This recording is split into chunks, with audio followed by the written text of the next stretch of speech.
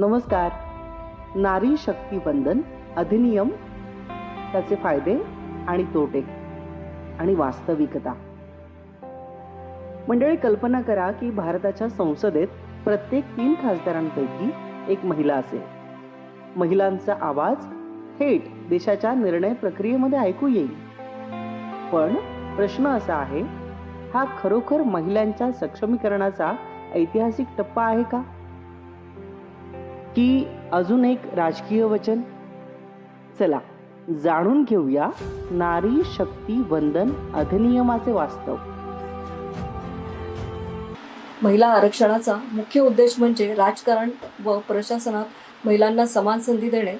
भारतासारख्या देशात ऐतिहासिकदृष्ट्या महिलांचं प्रतिनिधित्व कमी राहिलं आहे. त्यामुळे संसद आणि विधान भवनामध्ये आरक्षण दिल्यास महिलांचा आवाज आणि ठळकपणे पुढे येऊ शकतो. निर्णय प्रक्रियेत महिलांचा सहभाग वाढल्याने शिक्षण, आरोग्य, महिला सुरक्षा यासारख्या विषयांवर अधिक लक्ष दिलं जातं, हे अनेक अभ्यासांमधून दिसून आलं आहे. परंतु काही आव्हानंही आहेत. कधीकधी आरक्षणामुळे प्रॉक्सी नेतृत्व म्हणजे प्रत्यक्ष पुरुष निर्णय घेतात असे दिसून आलं आहे. तसेच केवळ आरक्षण देऊन महिलांना सशक्तीकरण पूर्ण होत नाही. यासाठी आपल्याला शिक्षण, आर्थिक स्वावलंबन आणि सामाजिक मानसिकतेमध्ये बदल करणं आवश्यक आहे. मंडळी, भारतामध्ये महिलांची लोकसंख्या जवळपास 50% आहे. पण संसद आणि विधानसभांमध्ये त्याचं प्रतिबिंब आणि प्रतिनिधित्व खूपच कमी असल्याचं आपल्याला दिसतं. In that you will admit that the figures are much smaller. In fact, I was looking at the figures, less than 10% in 2009. Yes, I will admit, because there is no statutory bar on that. There is no law.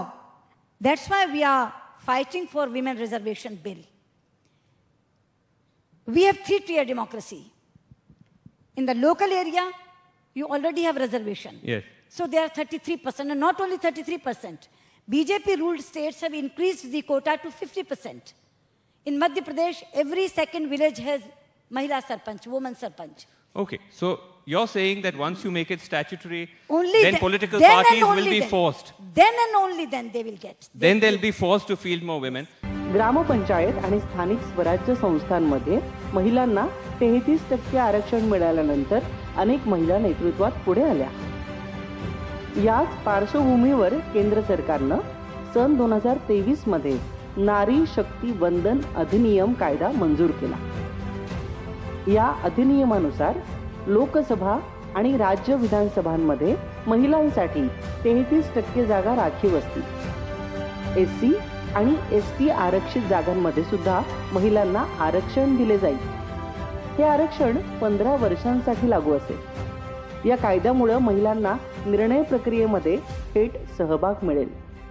महिलांच्या सुरक्षितता, शिक्षण, आरोग्य आणि रोजगारासारख्या प्रश्नांना अधिक प्रभावीपणे आवाज मिळू शकतो. तसंच ग्रामीण आणि शहरी भागातील मुलींना राजकारणात येण्यासाठी प्रेरणा मिळेल. पण या अधिनियमासोबतच काही मोठी आव्हानं सुद्धा आहेत. या कायद्याची अंमलबजावणी जनगणना आणि मतदारसंघ पुनर्रचनेनंतरच होणार आहे. म्हणजे प्रत्यक्ष आरक्षण लागू होण्यासाठी अजून काही वर्ष लागू शकतात. या सगळ्यांच्यामध्ये फक्त पुरुषांवरती डिपेंडन्सी न राहता महिलांना त्यांचा एक से येण्यासाठी तुम्ही त्यांना एक स्ट्रॉंग बनवण्यासाठी तुम्ही पर्सेंटेज त्याचा वाढवणंच गरजेचं आहे. ज्याच्यामुळे फक्त पुरुष प्रधान न राहता महिला प्रधान पण हळूहळू त्या याच्यातनं सगळ्या सबलीकरणाकडे जायला लागतील आणि प्रत्येक पुरुषाला याची जाणीव पण होईल की कुठलाही डिसिजन घेताना ह्याच्यामध्ये महिलेला तुम्ही कन्सिडर करणं आहे. महिलांचं पॉलिटिकली रिप्रेझेंटेशन असणं खूप गरजेचं आहे. आपल्याकडे 50% महिलांचं मतदान असतं, महिला असतात. सो त्यांच्यासाठी नव्या कायद्यांमध्ये महिलांचं रिप्रेझेंटेशन का नको? फक्त पुरुषांनी, म्हणजे आता जे काही आपल्या ह्याच्यामध्ये पार्लमेंटमध्ये कॉन्ट्रीब्युशन आहे ते फक्त 18% आहे आणि तेवढंच महिलांचं कॉन्ट्रीब्युशन असणार आहे. जर हा कायदा पारित झाला तर अजून महिलांचं म्हणजे 33% तर कायद्यातच आहे आणि त्याच्यावरती अजून रिप्रेझेंटेशन वाढेल. त्याच्यामुळे वेगवेगळ्या कायद्यांमध्ये जी दुरुस्ती होईल, पुढे जाऊन जे काही नवीन कायदे तयार होतील, बिल्स होतील, त्याच्यामध्ये महिलांचं महत्वाचं योगदान असेल. लोकतांत्रिक संरचना में महिलाओं को आरक्षण देने की जरूरत दशकों से हर कोई महसूस कर रहा था, चर्चा भी होती थी। इस विमर्श को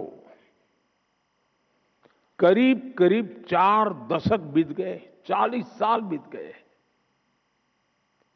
इसमें सभी पार्टियों के और कितनी ही पीढ़ियों के प्रयास शामिल है। हर दल ने इस विचार को अपने अपने ढंग से आगे बढ़ाया है। काही विरोधकांचं म्हणणं आहे की महिलांना फक्त नामापुरते उमेदवार न बनवता त्यांना खरं नेतृत्व दिलं पाहिजे. तसंच ओबीसी महिलांसाठी स्वतंत्र आरक्षण नसल्याचीही टीका केली जाते. मंडळी, एक गोष्ट मात्र नक्की, नारी शक्ती वंदन अधिनियम हा भारताच्या लोकशाहीतील एक मोठा बदल मानला जातो. जर याची प्रभावी अंमलबजावणी झाली तर भारतीय राजकारणात महिलांची भूमिका अधिक मजबूत होऊ शकते. हा कायदा केवळ आरक्षणाचा मुद्दा नाही, तर समान प्रतिनिधित्वाचा आणि महिलांच्या आत्मविश्वासाचा प्रश्न आहे. पण आता सर्वात मोठा प्रश्न, हा अधिनियम खरोखर सामान्य महिलांचं आयुष्य बदलेल का, की राजकारणात फक्त नवीन चेहरे दिसतील? तुमचं मत काय आहे? कमेंटमध्ये नक्की सांगा. धन्यवाद.